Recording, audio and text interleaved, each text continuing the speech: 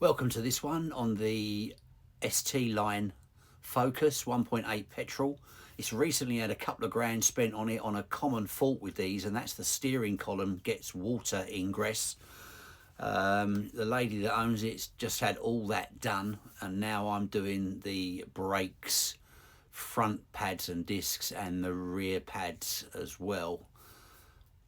Lovely looking motor and a gorgeous colour. Let's get started.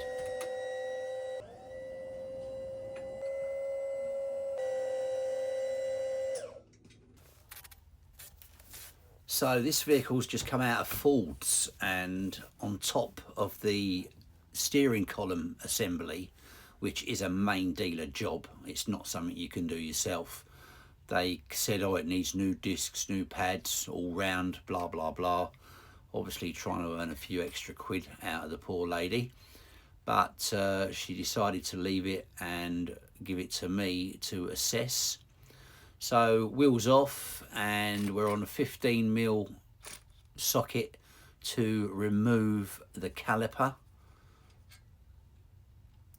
The pads are indeed quite low, and the discs, they've got a little lip on them, but nothing dramatic. It's not long gone through an MOT, of which I think all it had on it was that the pads were low.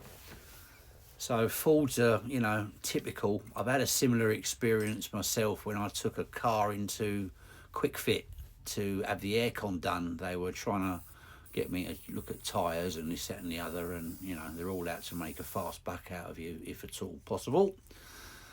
So old pads out, give it a thorough cleaning, get rid of all that dust and dirt out of there. We take the slide rail out and then give the shafts a clean, as well as the rest of the caliper. Very dusty and dirty.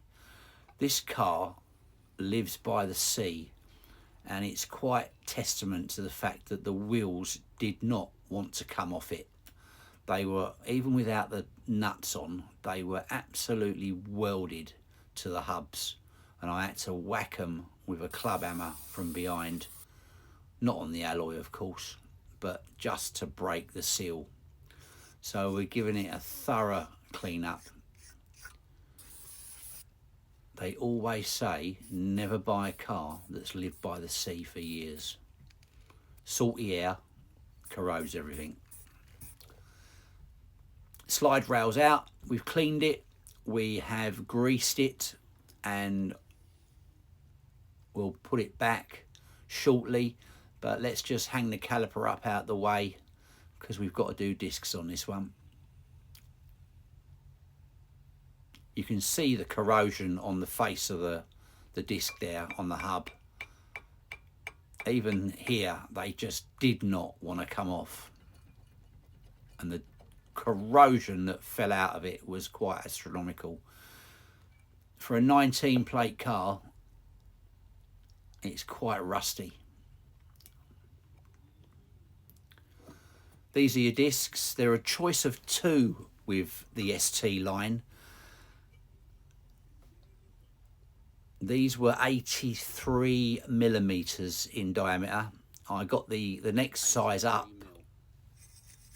Is not a huge amount difference, but I imagine because this is an ST line, it's got the looks, but it doesn't have the performance. So the bigger disc, I should imagine, is for the performance car.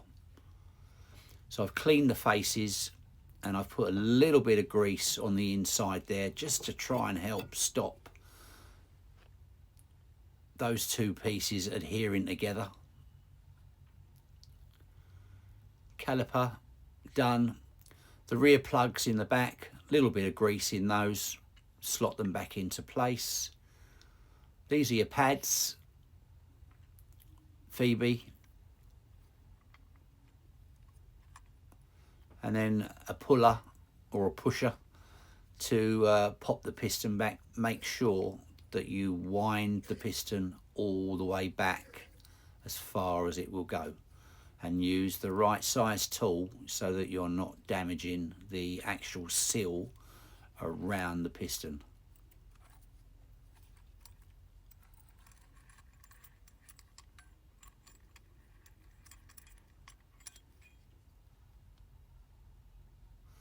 Just double check that your pads are a perfect match.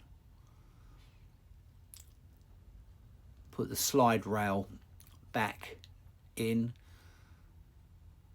and you'll see how easily it flows. I put a little bit of high temperature grease around that piston, and I also put a little bit on the ends of each pad and also on the inside face of that caliper, which the outside pad will go on. The one with the 3 prongs on the back of it obviously goes caliper side, piston side, and then the plain one goes on the outside. It can be a little bit fiddly to get it in place, but they go back. Take your time, there's no rush. Once all that's assembled, slide your caliper over the disc. The disc will want to move about a little bit on the studs, so it's important to try and make sure that you keep that disc as flush to the hub as you can while placing the caliper and tightening it up, because otherwise you'll get a misalignment. Loosely tighten up the 2 bolts on the caliper while pushing the disc in at the same time to make sure everything goes in square. Make sure that the disc can still spin freely once you've tightened everything up, because at this point you haven't applied any pressure on the foot brake, so there should be adequate gap between the pads and the disc. Just to double check on the torsion there, tightening up those bolts. They don't have to be crazily tight. Should use a torque wrench. I'm going to get round to introducing one and getting into the habit of using it. I really should. I do have a reasonable idea of tension. Might sound a bit bizarre, but I've never had a problem. These discs are coated, so they're anti-corrosion discs. So they don't come with the conventional coating of grease on them to stop them rusting. So there's no prior cleaning to fitment required. Return the spring to the caliper for the alignment. Use a pair of pliers. Just tap them home. Make sure they're in there flush and they're not going to foul anything. There's no wear indicators. Most Fords don't have them. In fact, I don't think I've come across one for a long time that has. Replace the wheel.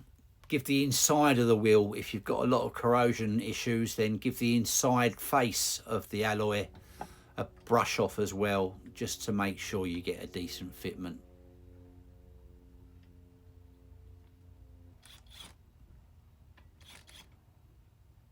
They were a snug fit.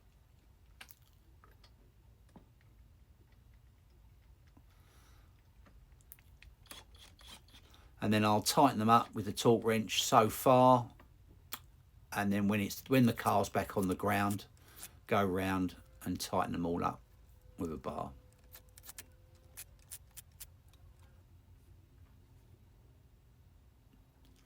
And that's that side done.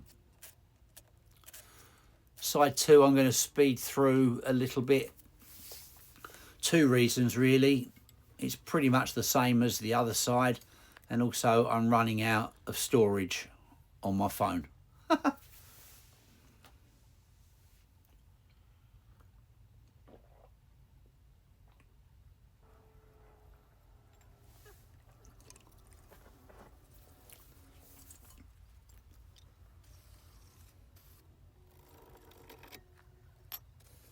This side was exactly the same as the other side. Really didn't want to come off that wheel.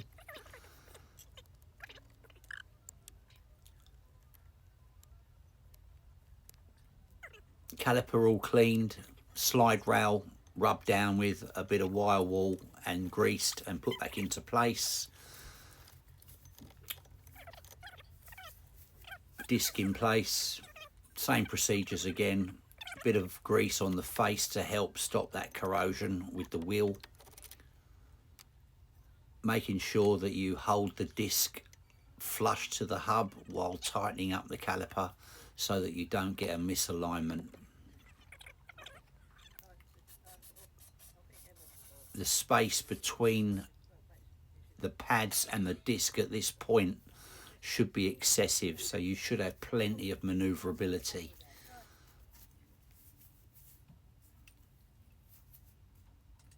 Now we're on to the rears. Now the ST line has a electric handbrake. Shouldn't cause you any issues at all. It's not something you really need to worry about. I didn't disconnect the plug. You can do. I wasn't 100% sure whether that was going to throw up a fault if I did that.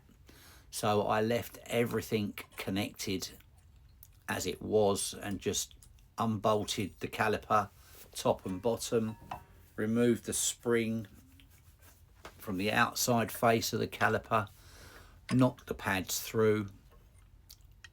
The inside pad, the one closest to the piston on the caliper, has 2 top springs on it, so that's most important that they go back the same way.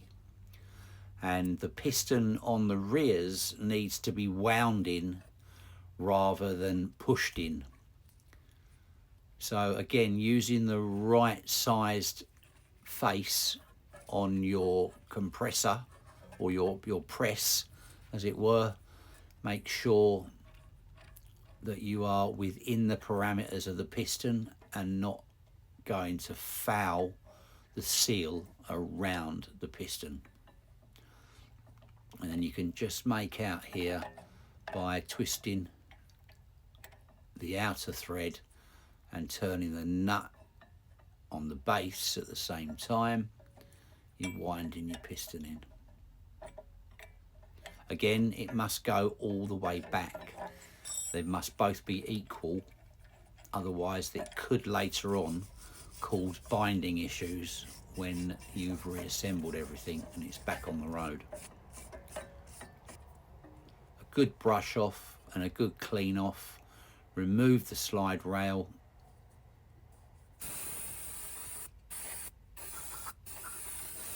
Again, clean it and a little bit of grease on it. Slide it back in and it should be moving really quite freely. Quite easy to slide. There you go. It wasn't as easy as that when I took it out. This is your pads for the rear.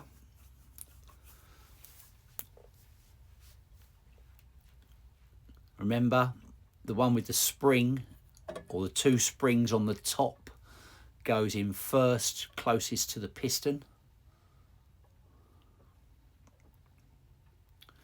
And then the outer, a bit of grease on each end, helps prevent any squeaking and stuff like that, and it just allows things to move freely. It won't foul the brake system or inhibit its braking ability anywhere, anyhow. And then as these ones are a little bit corroded around the outer edge, I've just gone over with a soft flat disc just to take off a lot of that surface rust. Those discs have got plenty of life left in them. There's no need to change those just yet. And the back as well. Cleaning the corrosion off the hub. Also, it helps refitting of the wheel.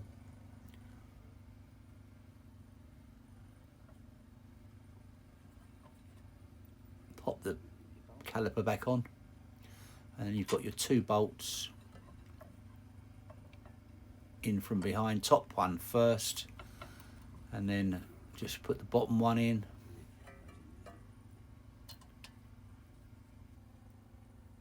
And you can see there that the springed pad is at the back, and then you've got the ordinary one on the outer face. Tighten them up with a wrench and then go back, and I just put a small bar on them just to make sure everything's okay.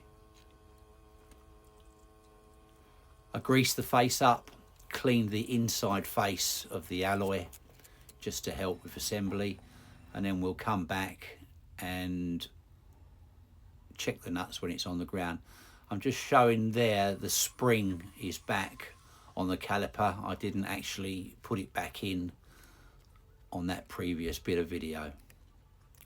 The car's down on the ground and we are checking all four corners, locking wheel nut included, and that's about it. Hope you enjoyed the video. Catch you soon.